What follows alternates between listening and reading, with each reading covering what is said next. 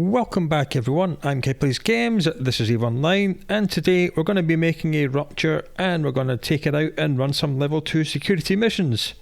This is what the Rupture looks like.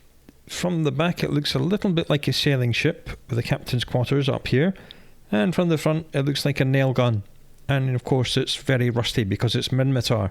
And the bonuses for this ship are, per level of Minmatar cruiser bonus, you will receive 5% bonus to medium projectile turret rate of fire, so that's damage, and 5% bonus to medium projectile turret damage, also damage. So this is very definitely a high damage ship. Fitting wise, it has 5 high power slots, 4 turret slots and 1 missile slot. Interesting.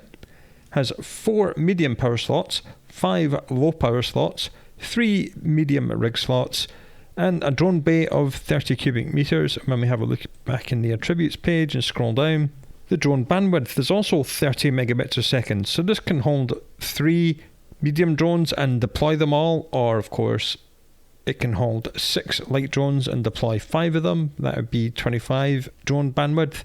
3 years ago we did a fit for this and we made it into a long range sniper because range usually better in missions. Oh, when I say better, it's easier. You don't have to move. You can just sit still and kill everything. So let's do something slightly different this time, shall we?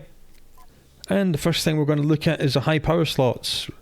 We have 5 high power slots, 4 of which can be turrets, 1 of which can be a missile. So let's do that.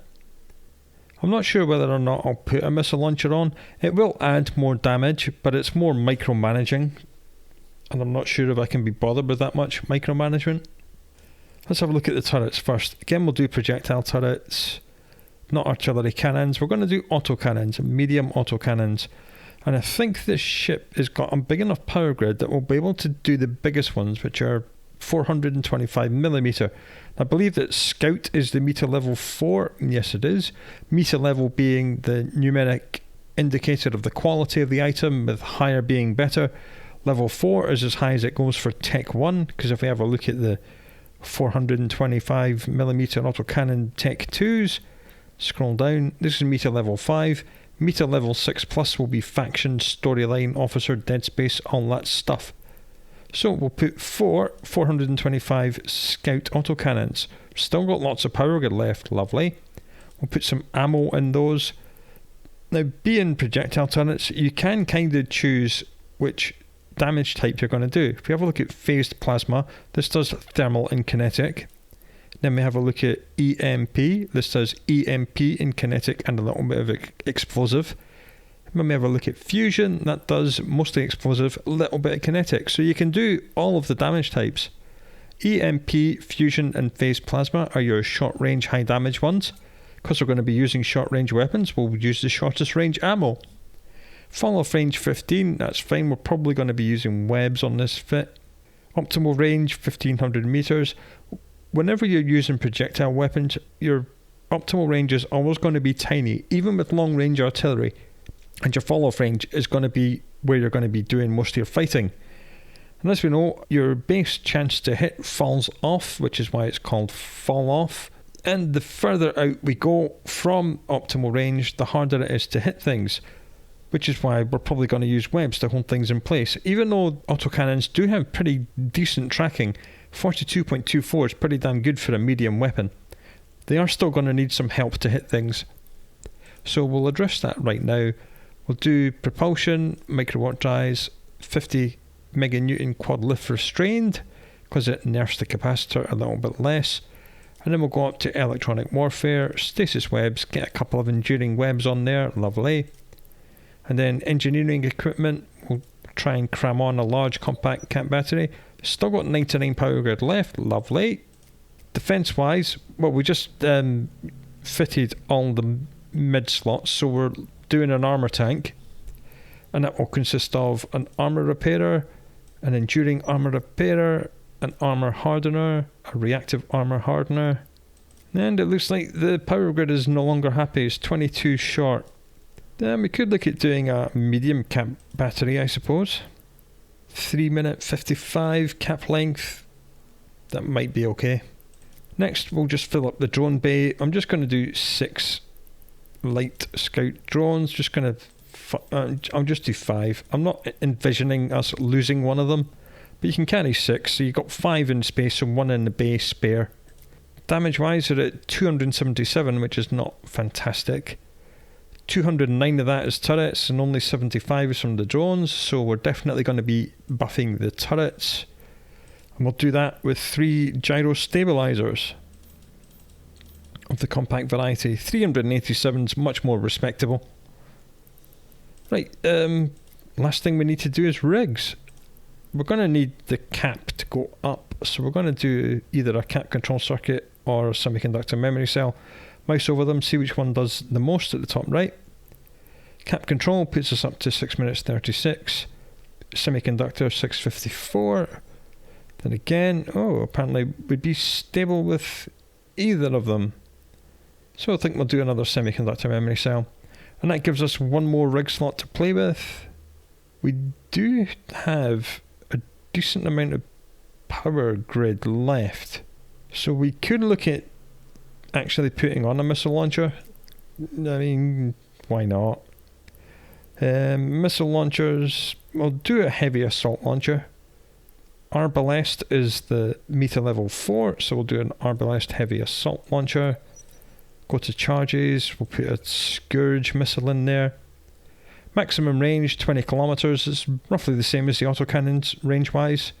How much DPS is this adding? 28 DPS. Is that going to be important? Probably not. Would we rather fit something else? Possibly. We can only have 6 targets maximum locked at the same time, so maybe we'll take off the missile launcher. We'll go back to modules, electronic and sensor upgrades, put a auto-targeting system 1. This will automatically target things which are aggressing you, but that's not why I'm fitting it. I don't like to turn it on in space because I like to dictate what is being targeted, not the AI on this module. The only reason I'm fitting this is to increase our maximum locked targets by 2 up to 8. Because I don't think like 38 DPS is going to be much of a help. I'd rather lock things up faster. I'd rather have more things locked up so I can kill them fast. So that's what I've done there. Now this power grid situation is very interesting. We know that we could not fit a large cap battery because we were 26 power over. But if we could fit one on, we would not need either of the 2 cap rigs. When the microwatt drive's off, of course. When it's on, it's only 2 minutes 42. So how can we get 26 power grid? We could fit an ancillary current router rig, or we can drop down to 220mm cannons. So let's have a look at that. Projectile turrets, autocannons. Again, there's 3 different types. There's 425, which are the big ones, 220, and then the little piddly dual 180s. So when we mouse over the offense, at the minute we've got 312 DPS. So remember that, 312. So we'll put on some 220mm scouts instead. And then load some phase plasma on them. 297 damage, that's what, 15 less damage than the 425s. And we'll have better tracking as well, 48.58.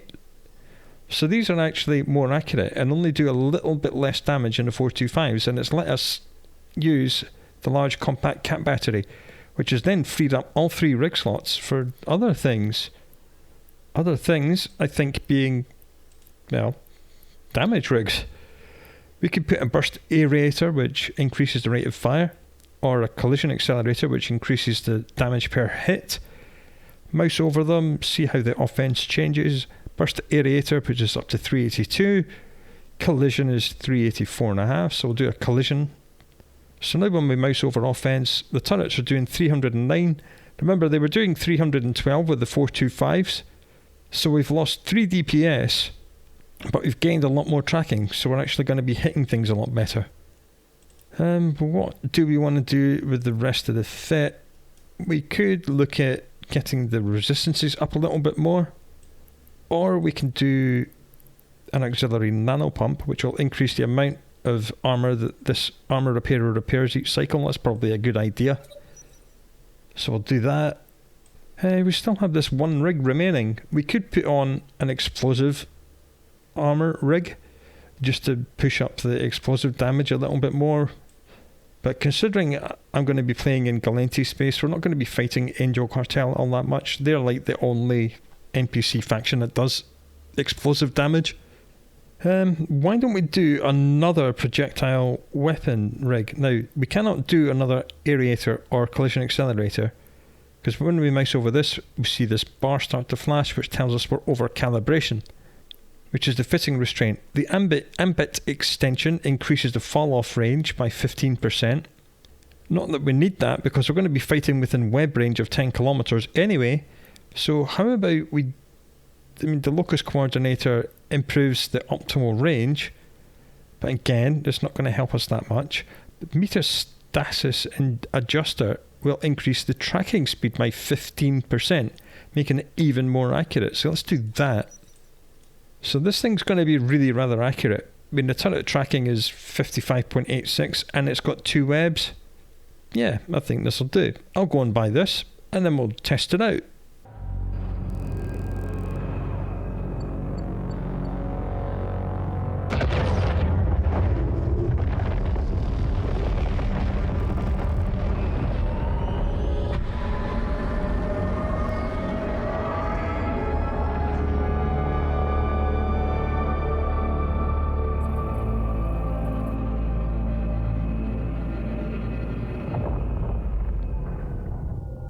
And here we have it, one fully fitted out Rupture. Man, we have got to find a skin for this thing. Unlike Amar ships, where not very many skins look better than the default skin, literally anything on a Minmatar ship is better than the default. So let's get a mission, shall we? The Serpent of Spies. Of course, as the name suggests, and this badge will tell you, it's against Serpentis, which is kinetic and thermal. Luckily we've got thermal drones and we're using phase plasma, which does thermal and kinetic damage, so this is perfect. We're being paid 79,000 ISK and 191 loyalty points for completing this mission, with a further 78,000 ISK if we complete it within 1 hour and 30 minutes. 1 hour 30 tells you it's going to be an easy mission, so let's accept and see how we do. Again, I've put the drones in the folder, I've organised all the modules into some sort of logical sense. I've put the automated targeting system way out here so don't accidentally click it, so it targets things that it wants. I want to target things I want.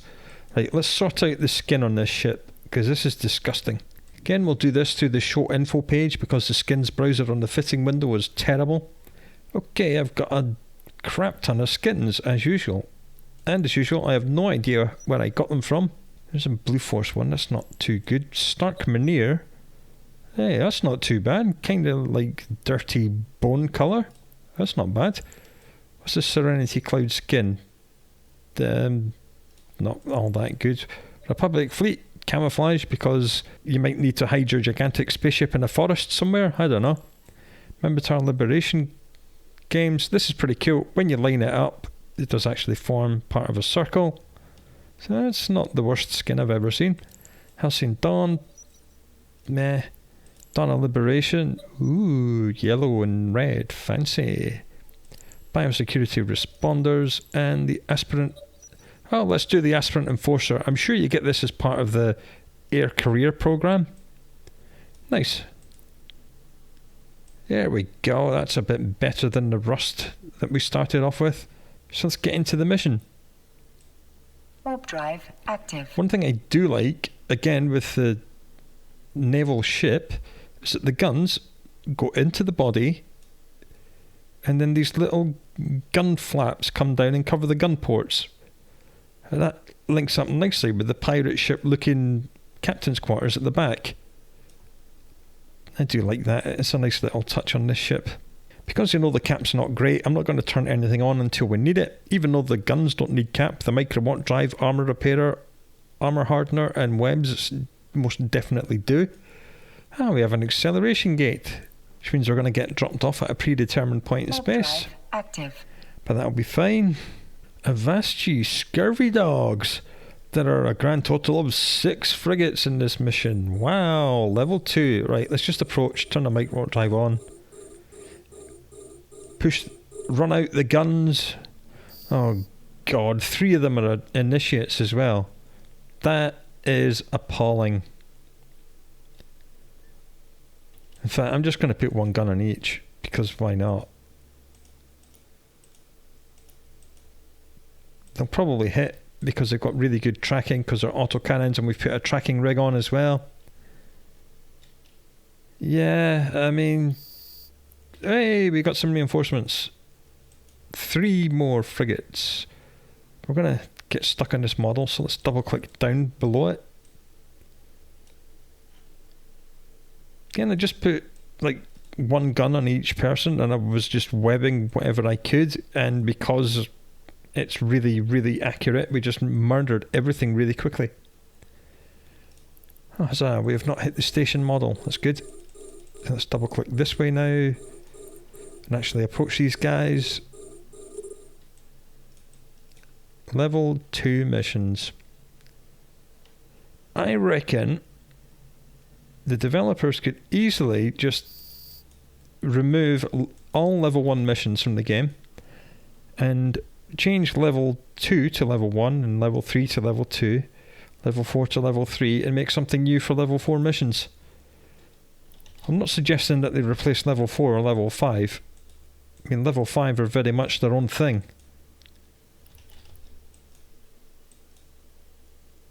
I'm actually going to get into web range before this guy dies. Just about. There we go. Mission complete. Warp drive active. So far so good for the extremely accurate turrets. Good job. Let's complete that mission and get another one. The Mordus Headhunters. Hurrah! This is against Mordus Legion, who are kinetic and thermal. It's going to be fine for us. It's in this system. Lovely. We're being paid 141,000 ISK and 286 loyalty points, with a further 134,000 ISK bonus if we complete the mission within 2 hours and 16 minutes. 216 tells you it's only slightly more difficult than the one we just ran, which had like 10 frigates, so let's accept it and see what this has in store for us. Warp drive active. I'm going to change my skin to the Stark Mariner because why not?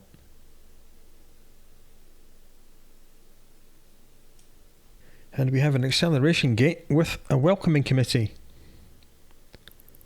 They're slightly too far away, but we'll just approach this guy so we don't bounce off the gate quite so much. Lock them all up. Bounce off the gate, because for some reason gates have got the biggest hitbox in the history of hitboxes. I don't know why. Have to find the developer and ask them. You'll notice I haven't even bothered putting my drones out because there's just no point. The autocannons are more than accurate enough to hit frigates, as we see. We don't even have to wait until we're within web range. We can just blap them in our fall-off range. Warp drive active. Fall-off range 14 kilometers. At your fall-off range, you have a 50% base chance to hit, which is then modified by the turret tracking, and the difference between that and the angular velocity relative to the target, which basically means we can kill things without having to webify them. Hey, there's no one in this pocket. We've won the mission. There they are. Ooh, we have a cruiser. Let's approach him. I'm assuming there's going to be more spawning in.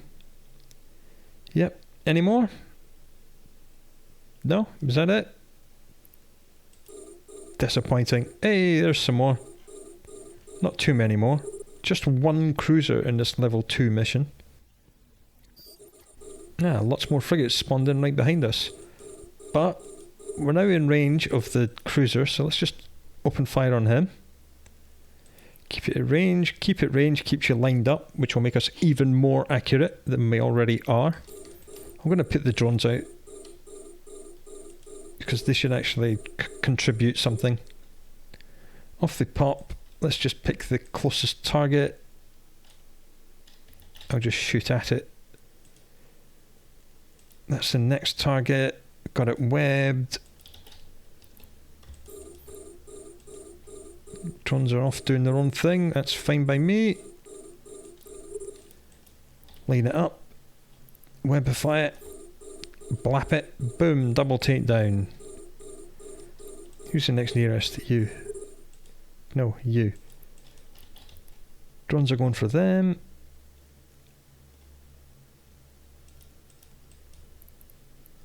Bam. Right, who's next? Drones are being shot, probably by these guys. So I'm going to bring the drones back, because they're getting shot up. Yeah, one of my drones is armor. That's not nice.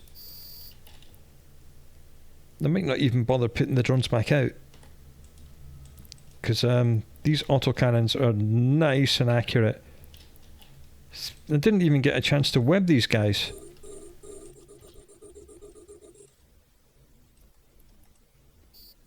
Boom, another one gone. Again, you'll notice that every single thing is dropping some kind of loot, because they are a mercenary faction, and all mercenaries always drop some kind of loot. Just fly into the middle of them, turn my white and warp drive off, fly right past them.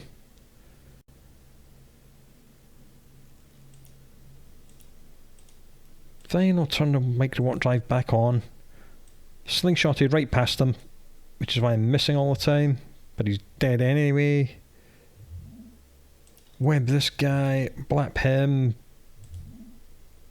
dead, line up the next one, double web, blam, dead, line up the next one, start fighting because the webs hadn't finished their cycle yet, and that will be that. Mission complete. Warp drive active. So let's complete the mission and complete the video. I mean, the missions we were handed were not particularly difficult, but this ship handled them with aplomb. We've been using a lot of blaster boats recently, and you will notice that the autocannons, because they are slightly longer range, were able to hit things way outside web range. And in fact, this thing's much more accurate than the blaster boats, even though it doesn't do quite as much top line damage. And of course, it can select its damage types thanks to fusion, EMP and phased plasma ammunition. So yeah, you don't always have to put artillery on a Rupture. It works just fine with autocannons, thank you very much. So come back and see what we build next time, and until then, do look after yourself, and I'll speak to you again soon.